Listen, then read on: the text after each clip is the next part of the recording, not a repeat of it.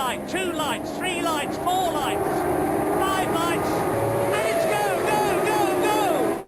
Hello everyone, welcome back to the 5 Road Lights. My name is Aaron, I am your host, and today we are looking at 5 things that were great about the Belgian Grand Prix and 5 things that very much sucked. Let's dive on in with those things that sucked.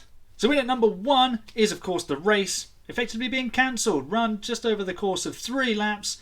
The rain preventing us from having a spectacular race with the grid jumbled up. George Russell was on the front row and we didn't really ever get to see anything happen. In at number 2 is the fans potentially not being afforded any compensation for their efforts of sticking it out in the rain. Almost 10 hours some of those fans would have been sat on the hillsides and in the grandstands, freezing cold, getting wet. It's not fun and there was nothing to entertain them. That's not good enough, FIA and Formula 1. Sort that out. Pronto. Number 3. The FIA confusing everyone. They didn't know if the race had started. We didn't know if it had started. Nobody knew if the race had started. The clock wasn't going. The clock was going. The clock was stopped. The clock wasn't stopped. Who knew what was going on? In the end, is the race even started now? Who knows? 4th on my list of things that sucked was Lando Norris's crash in Q3 that cost him a potential pole position, and as things worked out, it would have been a subsequent victory for Lando Norris, which, considering his efforts this season, he would have fully deserved. Hook or by crook, however it came, he would have absolutely deserved that. I'm not saying that Max Verstappen doesn't deserve the victory. I'm saying that Lando Norris very much would have. And that sucks that he didn't. And number 5 on the list of things that sucked is the race getting cancelled, because that sucked big time. So much, it's on the list twice.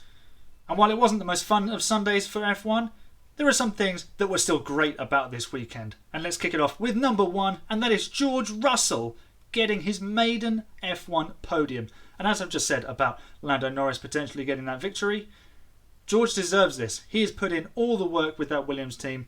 He's played the political game in terms of being very diplomatic and constructing a good atmosphere with that team while they struggled. And now he's reaping the benefits. But is he on his way to Mercedes? Probably. And he's going to go there with a Formula 1 podium already in his pocket. In a Williams, which is the 8th fastest car. Incredible. Fantastic achievement for George. Number 2 on the list of great things about the Belgian Grand Prix was Lando Norris walking away from his massive crash in Q3.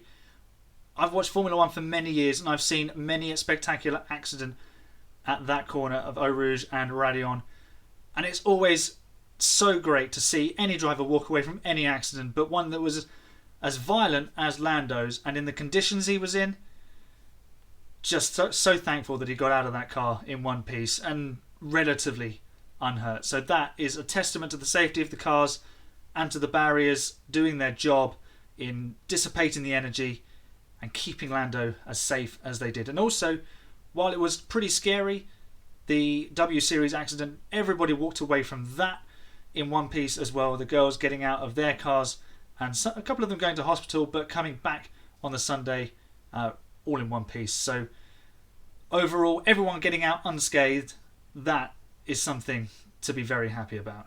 In at number 3 on my list of great things about the Belgian Grand Prix was Sebastian Vettel and how he conducted himself after Lando Norris's accident in Q3. He had been calling for the red flag and he was pretty adamant about his assertions that they had thrown it too late, but it was his stopping and checking on Lando as he went back to the pit lane which really put warmth in my heart. Sebastian, I've not always been his biggest fan, but over the last couple of years his efforts towards safety in Formula 1 and motorsport in general have really put him up in my estimations, and this guy has a massive future in how he's going to shape the future of our history in motorsport. You can't ask for more from a 4-time world champion who's looking out for his fellow drivers and being aware and caring of how everyone is in racing. In at number 4 is Williams getting their 2nd consecutive double points finish. They'd waited so long for their points in Hungary. It had been a gap all the way back to the 2019 German Grand Prix when Robert Kubica picked up a single point. Slightly luckily, because the Alfa Romeos were handed 2 30-second time penalties, one for each car. But they've backed that up with a podium, and Nicholas Latifi gaining 3 places from where he qualified to end up 9th, even though there was no racing, benefiting from other drivers' grid penalties and Sergio Perez binning it on the reconnaissance laps to the grid. But take it, Williams are now way ahead of Alfa Romeo and Haas in the fight for those lower places in the Constructors' Championship. I would even go as far to say they've got that signed and sealed. I can't see Alfa or Haas picking up anything really in the coming races towards the end of the season. Williams, though, how many points could they pick up? Could they get to 50? That would be huge for that team. My 5th and final thing that was so great about the Belgian Grand Prix was the helmet cam on Fernando Alonso. It was fascinating to see just how the F1 drivers act in the cockpit. You can see some of what they're doing from the roll bar cam, and sometimes they put the camera slightly lower down on the engine and slightly on the driver's shoulder, but actually having a driver's eye perspective is brilliant. Now, I don't understand why this has taken so long to implement, because Formula E have had it for ages. It's been there, and it's fascinating to see what the drivers are doing. And now in Formula E, the forces aren't quite as high because the cars handle very differently. In a Formula 1 car, it's a pretty rough ride, and you could see just how much Fernando was being buffeted around at certain points, and he wasn't even pushing. What would have been spectacular and perhaps slightly scary would have been driver's eye cam in the spray behind the safety car. That would have given us a real indication of just how tough it was going to be for the drivers. And even though we could pretty much see that the race was not going to start, I think that would have signed it and completely sealed it. But nevertheless, a fascinating addition to the F1 camera work, and one that I really, really hope stays every weekend. We had the thermal imaging, which was okay, but this is top of the bunch. This gives you a real perspective of what the drivers are doing, what they're seeing, and how they are responding in the car.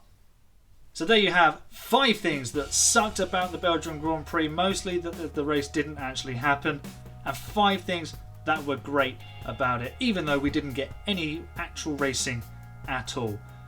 I know it was a bit of a rubbish weekend in the end, but let me know down in the comments what you thought was great and what you thought sucked the most outside of the race not being run at all. Thanks for watching. Remember, give the video a thumbs up and a like if you enjoyed it. Follow me on my Twitter and Instagram accounts, because then I can interact with everybody there very quickly, very easily. And if you enjoy the channel and what else you find here, consider subscribing, because that would really help out the channel. Remember, kind is king, and be like Sebastian Vettel. Be kind, be caring, look out for your friends and your fellow competitors. That's all for today. My name's Aaron. This has been the 5 Red Lights. And when the 5 Red Lights go out, I'll see you next time. Bye for now.